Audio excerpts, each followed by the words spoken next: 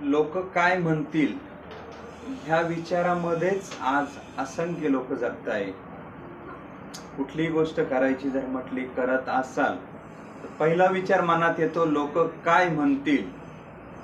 लोक काय म्हणायचं ते म्हणू दे, पण आपण लोकांचाच विचार करत बसायचा का? आज समाजाची मानसिकता ही खूप बदलणं गरजेचं आहे। मग त्यामध्ये उद्योग व्यवसाय असेल त्यामध्ये मानसिकता बदलली पाहिजे। आज आपलं महाराष्ट्र असेल किंवा देश असेल तर यामध्ये आज सगळ्यांची मानसिकता फक्त ज्याला नोकरी आहे त्यातच गव्हर्नमेंट नोकरी आहे तो खूप सुखी आहे। पण मला तुम्हाला सांगावेसं वाटतं, नोकरीमध्ये आहे तोच सुखी आहे का? तोच ज्यादा पैसे कमवतो का? तर ही मानसिकता तोडली पाहिजे आपण। आज उद्योग व्यवसायात सगळ्यात जास्त पैसा कमावणारा कोणी जर असेल तो बिझनेसमध्ये, धंदा उद्योग व्यवसाय बिझनेस एकच झालं। फक्त मानसिकता आपली जर बदलवली आणि त्या हिशोबाने जर गेलं तर नक्कीच जीवनामध्ये परिवर्तन येतो, बदल येतो, पैसा येतो। आज लोकांना नोकरी करणं आणि दुसऱ्याची गुलामी करणं, शिक्षण हे फक्त नोकरीसाठीच घेणं, ही मानसिकता तुटली पाहिजे। आणि विचार हा पडतो लोकांना, धंदा केला तर चालेल का, विकल का, पैसा मिळेल का, माझ्याकडून धंदा होईल का?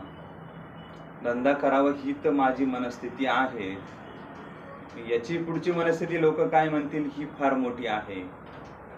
म्हणून मला सांगावेसं वाटतं की मानसिकता म्हणजे एक मानसिकता माणसाची बनलेली आहे की अंथरूण पाहून पाय पसरावे।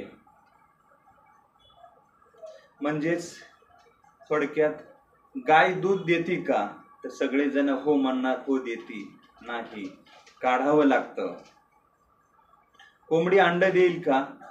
हो, कोंबडी स्वतःहून अंड देते, ते काढावं लागत नाही।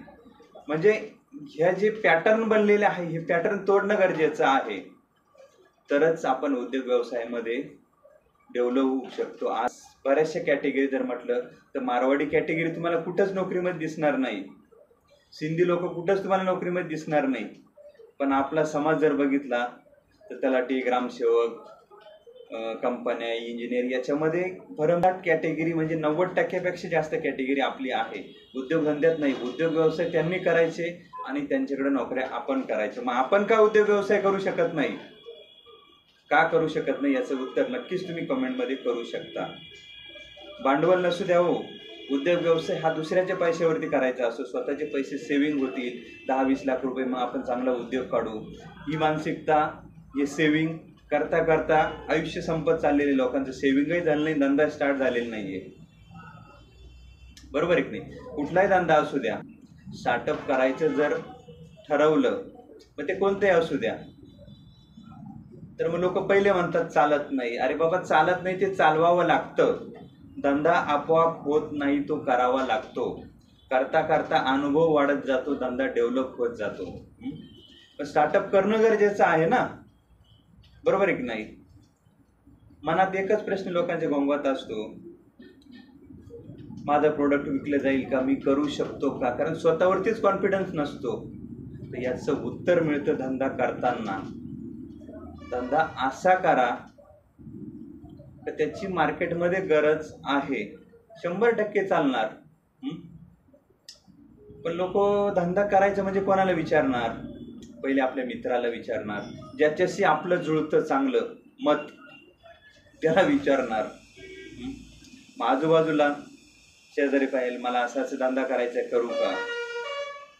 पहिले तर तो नाही म्हणणार, यार नको करू, धंदा बुडतो, बरोबर आहे की नाही? धंदा बुडतो, धंदा आपण करायचं काम नाही, आपण नोकरी करावी, धंदा मारवाडी करावी, सिंधी लोकांनी करावी, जैन लोकांना करावं, आपण आपलं काम नाही, हेच त्याला उत्तर मिळतं। बाबा नोकरी कर, 10-20 हजार 30 हजार महिन्याला कमवशील, नवरा बायको सुखी राहशाल, घर गाडी बंगला बस, एवढ्याच कॅटेगरीमध्ये नाही। धंदा करायचं हे कोणाला विचारायचं? जो त्या फील्डमध्ये आहे त्याला विचारायचं ना. पण आपली मानसिकता काय, त्याचा धंदा लई जोरात चालतोय मग मी तोच धंदा करतोय. अरे बाबा त्यानं 10-5 वर्ष त्याच्यात घासले, नफा तोटा सगळं त्यानं सहन केलं, म्हणून आज तो पैसे कमावतोय. लोकांच्या माइंडमध्ये आज त्याचा ब्रँड बसलेला आहे, त्याचं नाव बसलेलं आहे. लोक डोळे दाखवून तिथं जाणार आहे, कारण तेवढा विश्वास मार्केटमध्ये तयार झालेला आहे. आणि तो विश्वास आपल्याला संपादन करावा लागेल, तरच आपला धंदा 100% चालेल. पण पॉझिटिव्ह विचारसरणी नाही आपली, निगेटिव्ह. या सगळ्या गोष्टीला ऑप्शन आहे, पण पॉझिटिव्ह विचार पाहिजे. अडचण प्रत्येकाला येणार हो. नोकरी करायची सहजही नाही मिळत. नोकरी करताना, शोधताना, शिक्षण घेताना बऱ्याच अडचणी, पैशापासून अडचणी, वेळेपासून अडचणी, सगळ्याच गोष्टीच अडचणी. तसं धंद्यात बी अडचणी आहे. पण लोक काय करतात माहिती, प्रॉब्लेम आला त्याला सोल्युशन नाही ढूंढत, त्या प्रॉब्लेमवरती फोकस करतात, म्हणून प्रॉब्लेममध्ये राहतात. तर प्रॉब्लेमवरती फोकस न करता सोल्युशनवरती फोकस करा. त्या प्रॉब्लेममधून तुम्ही झटपट बाहेर या. एक प्रॉब्लेम आला ना, तो प्रॉब्लेम सोल्युशन घेऊन येतो. फक्त ते तुम्हाला शोधावं लागतं. आणि देवाने ते काम आपल्याला दिलेले, प्रॉब्लेम असाच नाही दिला. त्याच्या पाठीमागे देवाची काहीतरी मानसिकता आहे, हा माणूस कुठेतरी सुधारला पाहिजे, पुढे गेला पाहिजे, अनुभव याचा झाला पाहिजे. सोल्युशन पण बरोबरच दिलं जातं. 1 के साथ 1 फ्री. प्रॉब्लेम बरोबर सोल्युशन हे 100% फ्री असतं, पण ते शोधावं लागतं, तिथपर्यंत पोहोचावं लागतं. आणि तिथपर्यंत जर पोहोचल्यात तो प्रॉब्लेम आयुष्यात कधी येणार नाही. आणि ज्याला परत परत तोच प्रॉब्लेम येतो, तो माणूस तिथून पुढे कधी जाऊ शकत नाही. हे धंद्याचं गणित आहे. धंदा कुठलाही असू द्या, कुक्कुटपालन असेल, शेळीपालन असेल, किराणा दुकान असेल, स्टोअर असेल, कंपनी असेल, कुठलाही असू द्या, 100% त्याचे प्रॉब्लेम येणार, अडचणी येणार. सोल्युशन पण आहे, पण ते शोधलं पाहिजे, केलं पाहिजे. डिसिजन मेकर आपण बनलं पाहिजे हो. प्रॅक्टिकल नॉलेजमधून जो अनुभव येतो ना, तो पैसे देऊन विकत नाही मिळत. ज्ञान हे पैसे देऊन मिळेल, पण अनुभव हा पैसे देऊन नाही मिळत. अनुभव स्वतःलाच घ्यावा लागतो. आणि अनुभव घेण्यासाठी कुठल्याही फील्डमध्ये मेहनतच करावी लागते, घामच गाळावं लागतं. आणि असा अनुभव पदरी येतो ना, की तो आयुष्यभर कधीच संपू शकत नाही. जसं एकदा पोहणं शिकलं ना, कधी पाण्यात पडू दे, 100% हातपाय मारून बाहेर येणार. पण जो पोहणं शिकलाच नाही ना, मग तो वय गेल्यानंतर नाही शिकू शकत. एक वय असतं कुठली गोष्ट करण्याची, शिकण्याची. तशी व्यवसायाची सुरुवात ही छोटी असणं गरजेचं आहे, पण त्याची व्यापकता आपल्याला वाढवता आली तर व्यापकता मोठी केली पाहिजे. ते कमी भांडवल असेल तरी चालेल, पण सुरुवात ही नेहमी छोटी असली पाहिजे. आणि अनुभवातून ती जर मोठी केली तर 100% अनुभव पदरी असेल. चांगल्या नात्यात माणूस व्यवसाय करतो. फक्त व्यापकता वाढवत गेलं पाहिजे. अडचण प्रत्येकाला येते, कोणाला येत नाही अडचण. घराच्या बाहेर पडायचं म्हटलं तरी गाडी आहे का, तिथपर्यंत मी पोहोचेल का, खिशात पैसे आहे का, अडचण राहणारच ना. मग अडचण म्हणून अडचणच तयार ठेवायची का आपण, फक्त समोर अडचणच ठेवायची का. तर ह्या अडचणीतून बाहेर निघण्यासाठी काय मार्ग आहे, मग मी काय केलं पाहिजे. ही अडचण कायमस्वरूपी नष्ट झाली पाहिजे. प्रत्येकाला अडचणी आहे, अडचण नाही असा माणूसच नाही. इथून मग तळागाळातील लोकांपासून पंतप्रधान, राष्ट्रपतीपर्यंत जाऊ दे, त्यांना अडचणी आहेत. विरोधी पक्षनेते काय म्हणाल, पंतप्रधान कोण बनल, कोण निवडून येईल, आज समाजाला एवढं मोठं पडलेलं आहे. तर आता पंतप्रधान कोण होणार, मोदी येणार का, पडणार का, काँग्रेस येणार का, राहुल गांधी पंतप्रधान होणार का, म्हणजे आपल्यापेक्षा जगाचं पडलेलं आहे. या मानसिकतेतून आपण कधी बाहेर येणार. आणि धंद्यात पडणं, धंदा करणं ही काळाची गरज आहे. किती दिवस आपण नोकऱ्याच्या मागे लागणार. आज प्रत्येक फील्डमध्ये नोकऱ्या आलेल्या आहे. AI आलेला आहे, आर्टिफिशियल इंटेलिजंट. म्हणजे प्रत्येक ठिकाणी नोकऱ्या कमी होत आहे. गव्हर्नमेंट कुठपर्यंत नोकऱ्या देणार, कुठपर्यंत पेन्शन देणार आहे, पेन्शन बंद केलेले आहे. आपण त्याच मानसिकतेत जगायचं का.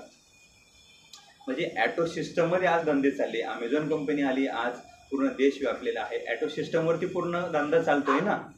करोडोचं सामान आज लोक खरेदी करतात. अहो चक्क आंब्याची जाहिरात येते आता, आंबे सुद्धा अमेझॉनवरती विकले. म्हणजे काय काय विकताय लोक. आणि आपण धंदा चालू करून ती गोष्ट मला विकता येईल, ती ह्या मानसिकतेत जगतोय. याच्यासाठी सिस्टम दिलेलं आहे, नॉलेज दिलेलं आहे, सगळ्या गोष्टी उपलब्ध आहे. पण तिथपर्यंत आपण पोहोचलंच पाहिजे. आणि काहींची मानसिकता ही आहे, यायला फायदाच झाला पाहिजे धंद्यामध्ये, तोटा झाला तर माझी कॅपॅसिटी नाही. दादा, तोटा जर झाला आणि त्या तोट्यामधून जर तुला उठता नाही आलं तर 100% आयुष्यात तुम्ही पैसेच कमवू शकत नाही. कोणाची तरी गुलामी करावं लागेल, मोलमजुरी करावं लागेल. फायदाच झाला, पण ही गोष्ट डोक्यात ठेवू, पहिले धंदा डेव्हलप झाला पाहिजे. आणि धंदा सक्सेस होत नाही तर सक्सेस करावा लागतो. मार्ग बदलीत जावा लागता.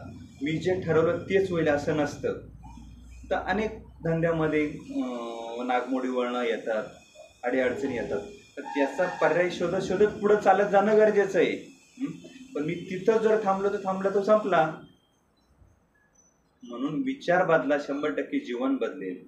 मार्केट कोणाच्या हातात नसतं दादा, आपलं मार्केट आपल्याला बनावं लागतं. नेटवर्क वाढवा, नेटवर्क 100% होईल.